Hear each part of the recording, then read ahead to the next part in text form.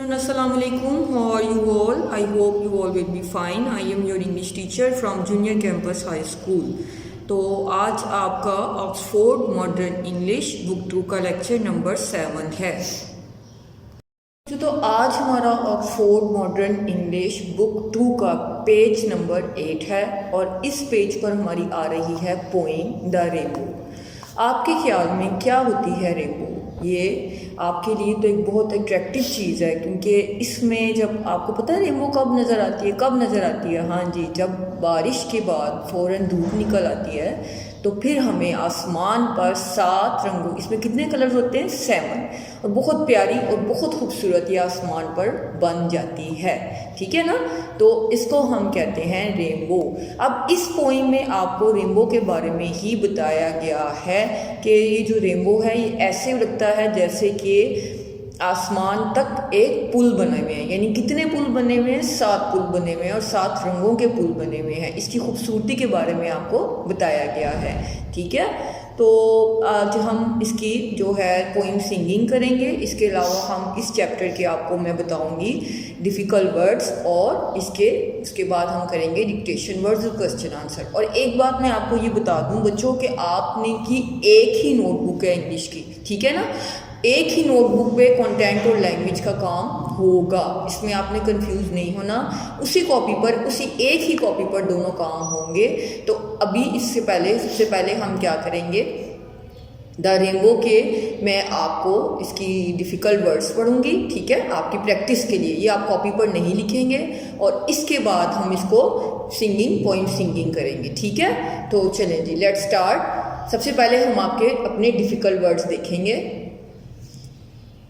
तो इसमें पहला वर्ड जो आपका आ रहा है वो आ रहा है बो। इसका मतलब है something that is curved like an arc, यानी कुछ ऐसी चीज़ जो मुड़ी हुई होती है, कर्व हुई होती है, बेंड हुई होती है। जैसे कि ये आपको ये नज़र आ रही है आपकी रेनबो की ये कमान की तरह, एक बो की तरह कर्व्ड है। ठीक है, उसके बाद है हेवन। हेवन का मतलब है द स्काई, यानी आसमान। ओवर टॉप्स का मतलब है rises over the top of, यानी सबसे ऊंचाई तक ऊपर चढ़ा हुआ या गया हुआ। सेल का मतलब होता है when a boat travels on water, जब एक कश्ती पानी पर ट्रेवल करती है यानी सफर करती है। इट सेल्ड, इसका मतलब वो पानी पर सेल कर रही है, चल रही है। Clouds can also sail travel across the sky, और क्लाउड्स जो हैं बादल आसमान पर, वो भी क्या करते हैं? ट्रेवल करते हैं यानी सेल करते हैं।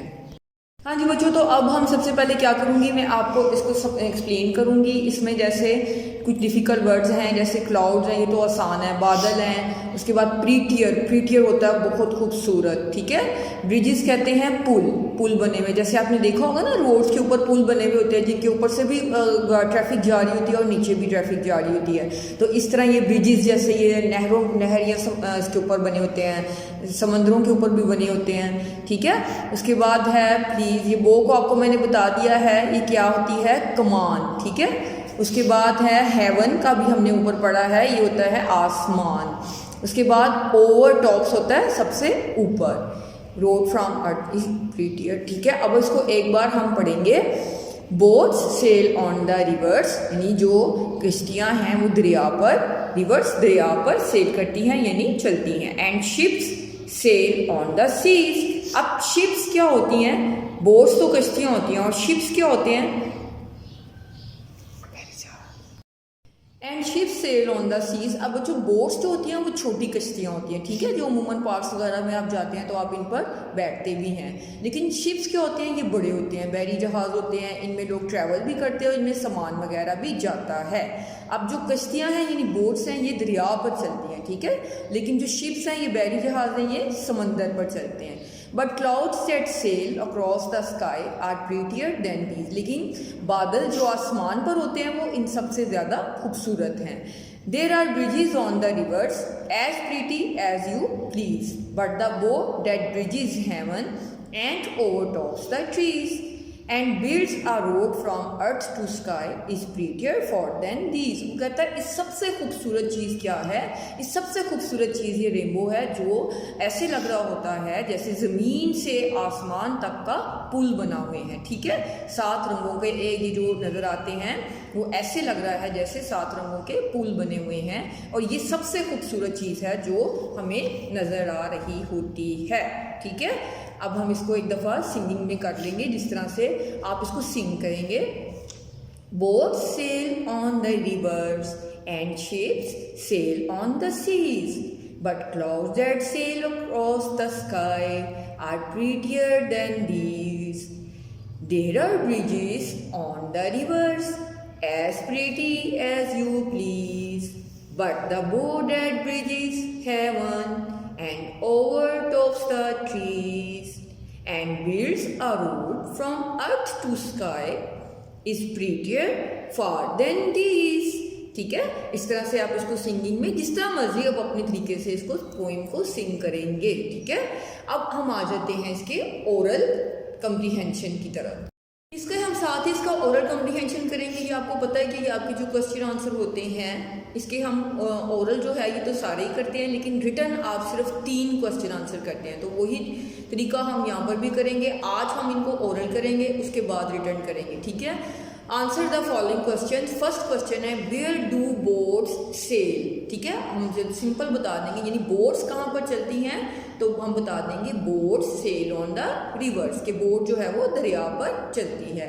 वेयर डू शिप्स सेल्स, तो शिप्स कहाँ होती हैं, हाँ जी, शिप्स जो हैं वो सेल ऑन द सीज, ये समंदर पर सेल होती हैं। यानी शिप्स जो हैं हम सिंपल आंसर दे देंगे ships sail on the seas. Question number 3 है what sails across the sky. उन्होंने पूछा है कि सेल्स अक्रॉस द, तो स्काई पर यानी आसमान पर क्या सेल्स होता है, तो सिंपल हम बताएंगे the clouds sails across the sky. सिर्फ व्हाट की जगह पे हम द क्लाउड्स लगा देंगे, बाकी सेम आंसर रहेगा। ठीक है ना। तो आपका है ये question number D, what are the 2 prettiest things in the poem. किस पोइम में, इस नज़म जो हमने भी पोइम पढ़ी है इसमें 2 सबसे खूबसूरत चीज़ें कौन सी हैं, तो कौन कौन सी हैं, हाँ जी, एक तो जो दरिया पर बड़े बड़े पुल बने होते हैं वो, और दूसरा जो आपकी ये रेनबो के बारे में बताया गया है, ये रेनबो है। उसके बाद ये है what is another name for the बो दैट ब्रिजेस हेवन।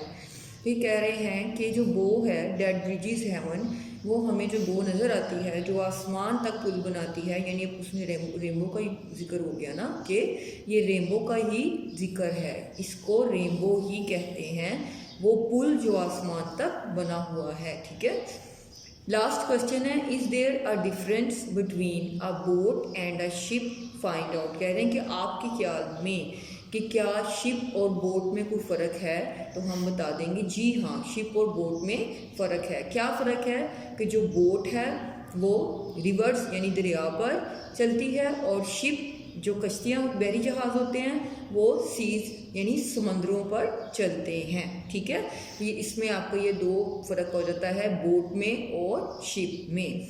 तो ये आपका था आज का लेक्चर, आपने इसको अच्छी तरह रिवाइज कर लेना है पोएम को। ठीक है, तो अपना बहुत ज़्यादा ख्याल रखिएगा। अल्लाह हाफिज़।